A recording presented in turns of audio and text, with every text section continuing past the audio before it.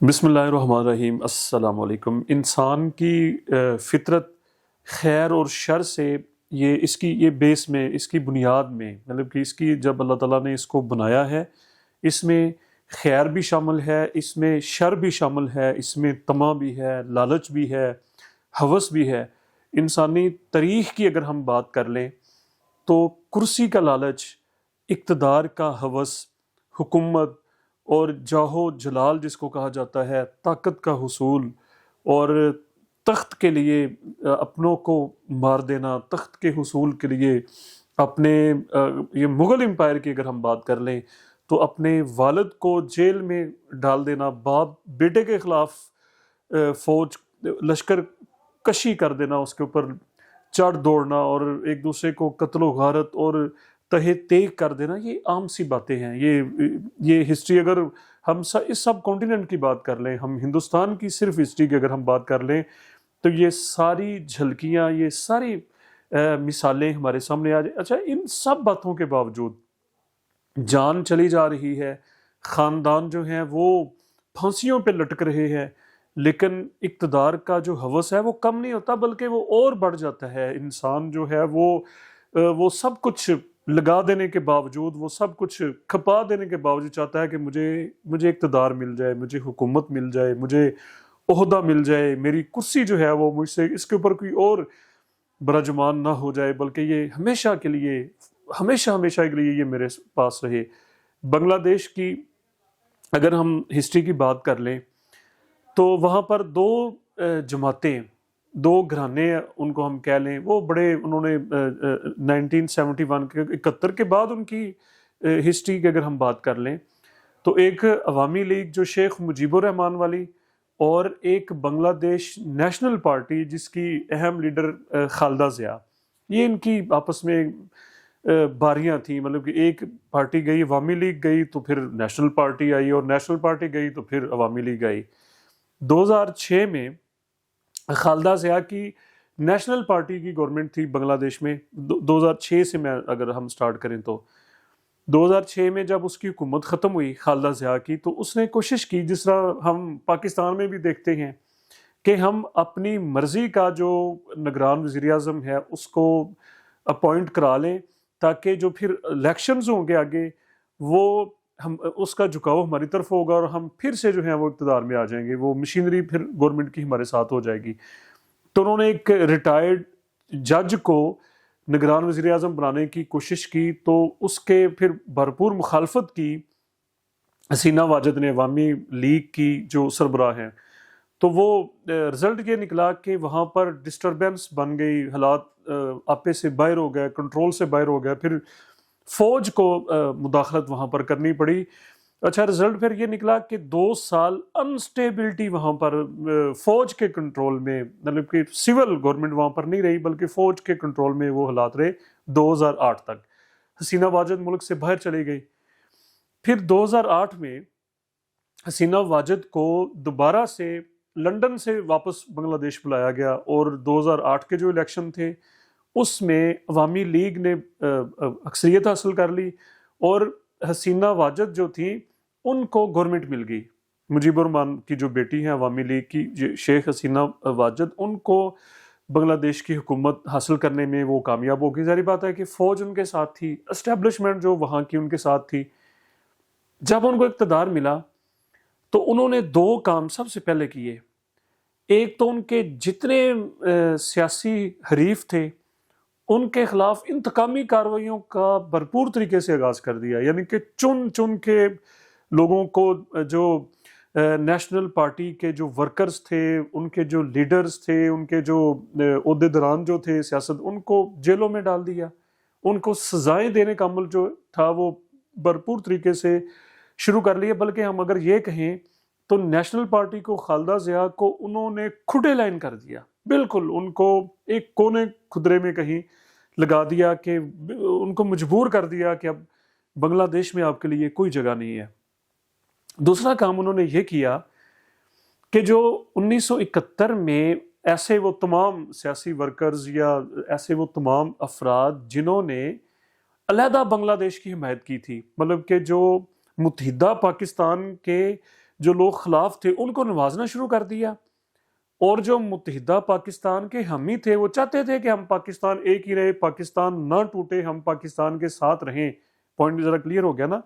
یعنی کہ جو بنگلہ دیش کے حامی تھے 1971 میں، ان کو نوازنا شروع کر دیا، ان کو نوکریاں دینی شروع کر دی، اور جو پاکستان کے ساتھ رہنے کے جو حامی تھے، بنگلہ دیش کے خلاف تھے، وہ چاہتے تھے کہ یہ بٹوارا نہ ہو، ہم پاکستان کے ساتھ رہیں، پاکستان متحدہ رہے، پاکستان کا وجود خطرے میں نہ پڑے، یہ ایک ہی ملک رہے۔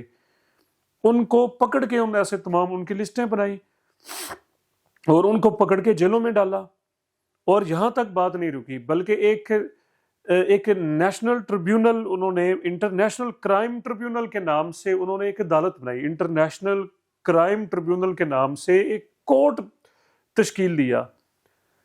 انٹرنیشنل کرائم ٹریبیونل کا کام یہ تھا کہ ایسے تمام وہ لوگ جو 1971 میں کسی طرح سے بھی بنگلہ دیش کے خلاف تھے، پاکستان کے وہ حامی تھے، ان کو پکڑا جیلوں میں، اور ان کو اسپیشل کورٹ کے ذریعے، انٹرنیشنل کرائم ٹریبیونل کے ذریعے ان کو سزائیں دلوائیں۔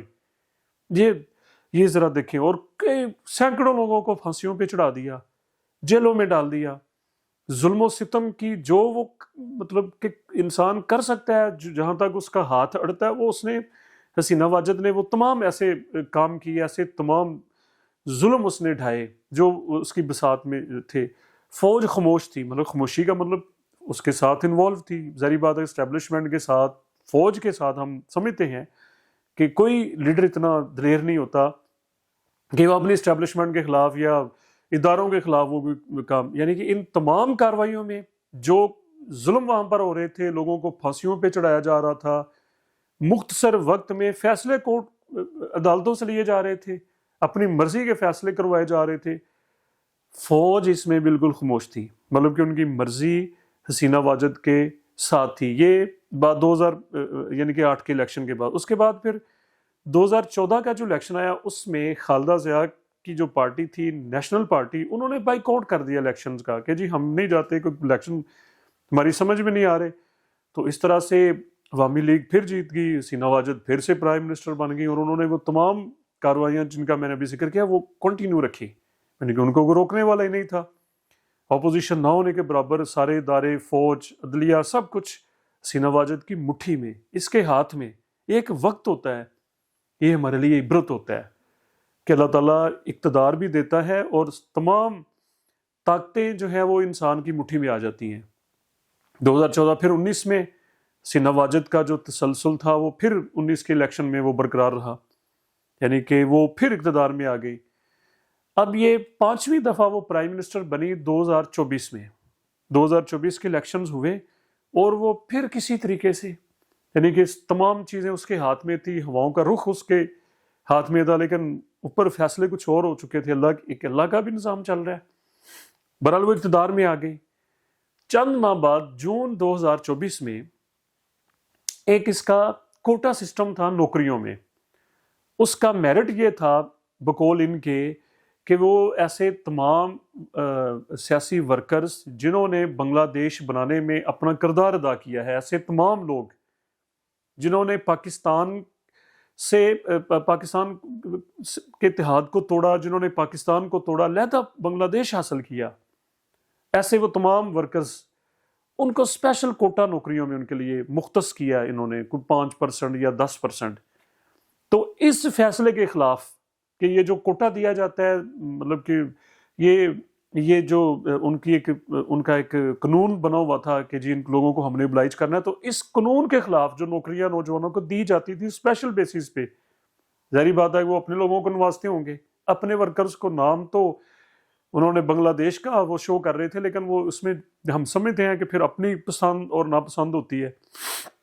اس کے خلاف اسٹوڈنٹس سے ایک موومنٹ چلی یونیورسٹیز لیول پہ، تو اب یہ یوتھ کے لیے خاص طور پہ کہ دیکھیں یوتھ کی جو پاور ہے یہ ہر دور میں مسلمہ ہے، یہ ہر دور میں ایک حقیقت ہے کہ جب اسٹوڈنٹ کوئی کام کرنے کے اوپر آ جاتے ہیں، جب یہ کسی کام کا عزم کر لیتے ہیں، تو پھر ان کو کوئی طاقت نہیں روک سکتی۔